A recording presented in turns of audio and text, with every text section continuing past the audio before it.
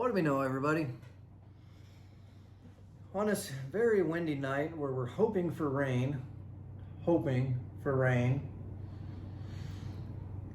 I think we'll do some story time with Jim. And on this story time with Jim, we'll talk about birthdays. I was born December 25th, 1989, 5:49 a.m. in Grand Island, Nebraska. Go ahead, steal my identity. Isn't going to get you very far. Trust me. So, spent most of my life growing up in Burwell. I think when I was 1 year old lived in Burwell. Little bitty town is what it is. Nice little town. I like Burwell. But my birthday's on Christmas. So that makes it difficult. It makes it difficult for everybody. It makes it difficult as a child. It makes it difficult as a parent. And I think the thing that bothered me the most about being born on Christmas was I didn't really have a day that was mine. Everybody else, they have a birthday, that's their day. Even as adults. I mean, they got their birthday, they're going to go to the bar hop, or they're going to go do this, that, or the other, have a party. I don't get that. I didn't get that as a kid. I mean, we go to Christmas celebrations, wishing me a happy birthday was an afterthought. And actually, I was later in my teen years, I had a cousin that was born. It was like Christmas or Christmas Eve or something like that. And I remember how mad I got inside because everybody was wishing him a happy birthday and nobody said anything to me. But it was always an afterthought. I didn't get a birthday card. I didn't get a birthday present. My grandma and grandpa would call me and tell me happy birthday. Mom and dad, my siblings would tell me happy birthday, but that's usually where it stopped. Unless somebody mentioned something, that's where it stopped. And being born on Christmas, you really don't have a good time around there to have a birthday party to where family and friends and all them can come to. My parents tried a few times and it just never really worked. It's just not easy to do around the holidays because everybody's got so much other stuff going on. So, I mean, that was kind of heartbreaking in a sense when you were a kid because everybody else gets their birthday parties and you don't get nothing. Or you try to have a birthday party and nobody comes. Now, my parents did try to do the Christmas in July thing, and that ended up just turning into a disaster. I mean, a lot of people didn't come. When they come, they didn't bring presents or didn't wish you a happy birthday. And I know there was one group of people that brought my brother's gifts instead of me, and oh well. It is what it is.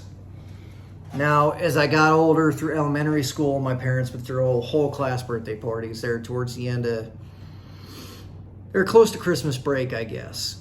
You'd invite the whole class and they'd all come over, and usually us boys would go across the street to the elementary school and we'd play football out on that frozen ground. And it was always tackle football. I mean, that's what you did. You're tough. Now, one year we tried to do a little karaoke thing downstairs, and that didn't really take off because nobody wanted to do karaoke, but my classmates would all come over. I mean, there really wasn't much for gifts or anything like that, but they would still come over and enjoy the time. I mean, they loved those birthday parties, not because it was my birthday party, but because it was just a big party for them. And it is what it is. As I got older, the whole separation of birthday and Christmas, it just really wasn't. I mean, it really wasn't there. It was Christmas, that's what it was. I grew to hate Christmas and grew to hate my birthday and just didn't care. And I was like that for a lot of years because there was no day that was just mine. I mean, it bugged me. It hurt. I mean, it really did. I mean, everybody talks about it like, oh, it's such a great thing. You get double gifts. No, you don't.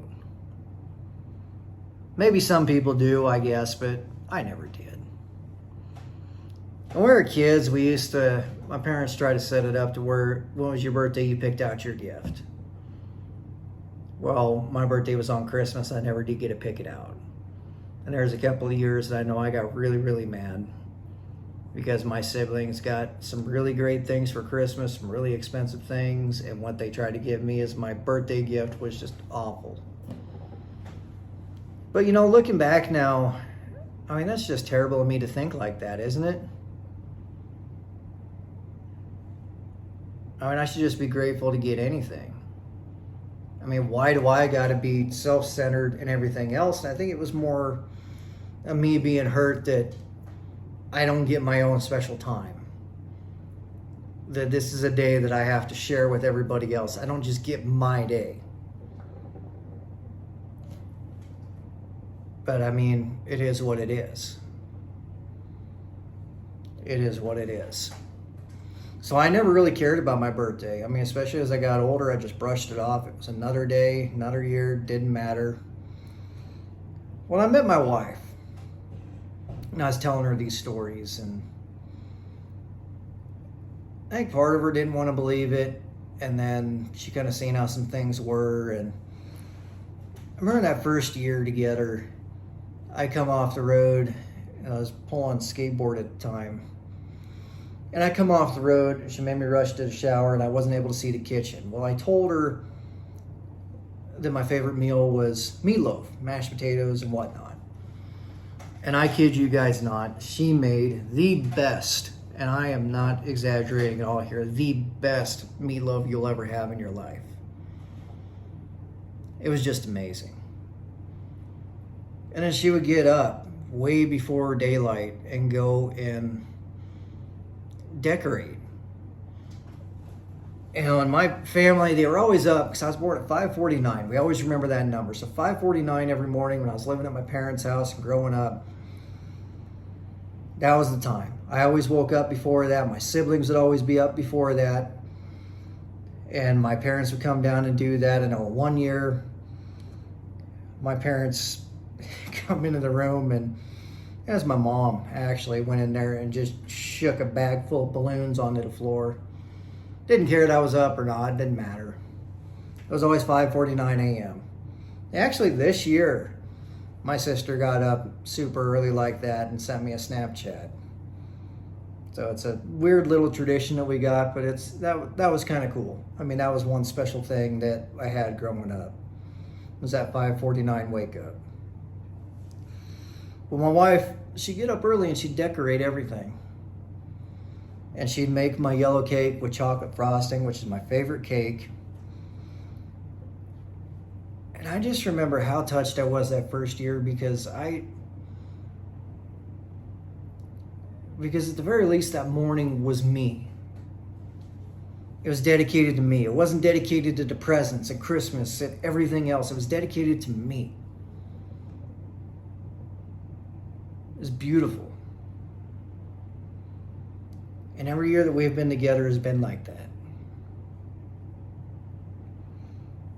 So all those years of being an afterthought and having my birthday be an afterthought on this day, and and you try not to be selfish, but you end up being a little selfish because everybody else gets their day. Well, it just takes one person to turn that around. Because even though your parents can try, and your siblings can try, it just gets overwhelming in that situation because you go and do things with other people that don't care. So even though your family might care, the other people don't care. Well, and every year I wake up Christmas morning. Well, it isn't Christmas morning, it's my birthday. I know I'm going to have a birthday cake. And I know that somebody's going to sing me happy birthday. And I know that at least for half of that day, that's going to be my day.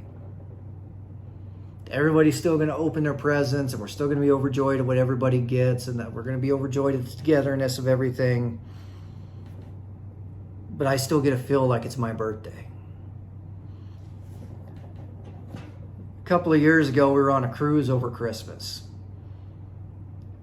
And it was supposed to be a deal that was just us, and then her friends decided they were going to get married on around there, and so it ended up getting muddied up in this whole deal.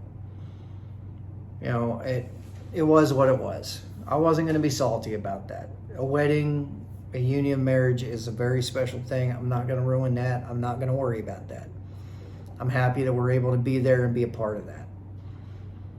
So it was what it was.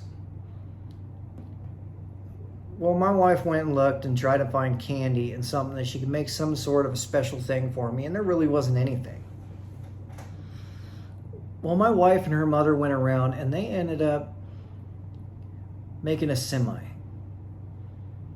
And they made this thing out of paper and cardboard and toothpaste and all sorts of stuff. It was the cutest little thing you ever did see. But they couldn't make me a birthday cake, but they made me that.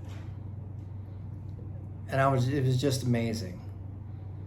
I mean, it made that much better. And cruises and me aren't the best of friends because I can't eat a lot on a cruise ship because of my severe lactose intolerance. But that guy, that waiter guy that we had, really good dude. Really good guy. And he figured out that I couldn't eat a lot of stuff on our menu, so he started bringing me chicken nuggets because I could eat chicken nuggets. I mean, those other guys, they wouldn't bring me a kid's menu or anything like that. But shoot, he said, you know, I'm going to give you the kid's menu. I'm going to get you chicken nuggets, and I'll get you all you can eat. And so instead of getting me a cake, the dude went and got me cookies. And I had cookies. They went and sang me happy birthday and everything else, and it was just beautiful. It was just amazing.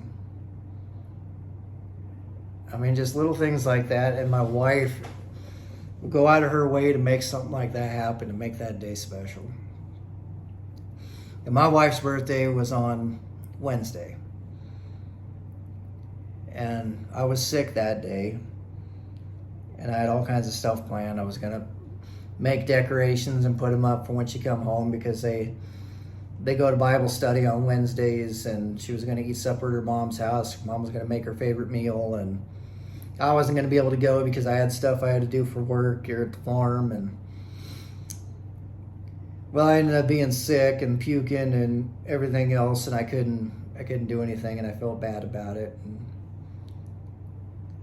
But we'll end up celebrating. We'll end up doing something. But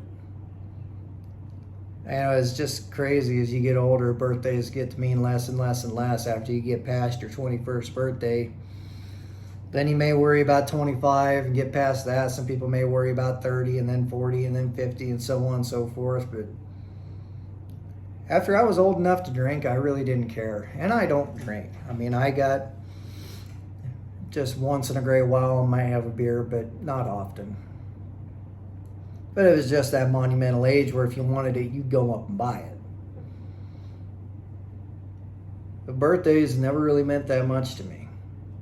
I mean, they always hurt. Birthdays were just a day of pain and feeling left out and just being salty and sad, and because you don't get what other people get. You don't get that day that's just yours. You don't get that good party where everybody's just concerned about you. You're just an afterthought if they think about you at all, with the exception of your family and maybe a couple of friends. And it's just close family. Your extended family don't seem to remember. And if it wasn't for Facebook, a lot of people still wouldn't remember, right? My wife, she does everything in her power to make my day my day. Even though it's Christmas, there's lots of stuff going on and everything else, it's still my day. And I'm so grateful for that, and I can never thank her enough for all of that. So now I'm 32 years old. We've been together for what seems like forever now, but she makes everything just magical on Christmas Day every single year, just for me. But anyway, guys, I'm going to cut this off here. And I'm going to get everything put together and get it uploading, but I hope you enjoy this story of my wonderful little Christmas birthday. And I'm still going to sit here and hope that it rains, and I think I'm going to talk to my wonderful little wife. So, as always, guys, I thank you all for watching.